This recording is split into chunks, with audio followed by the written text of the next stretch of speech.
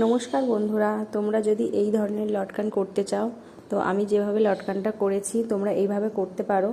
তো দেখতে থাকো ভিডিওটা আমি কিভাবে লটকানটা করেছি।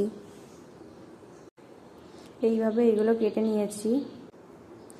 আমি এখানে লটকানটা লাইনিং দিয়ে করছি, তোমরা চাইলে লাইনিং না দিয়েও করতে পারো।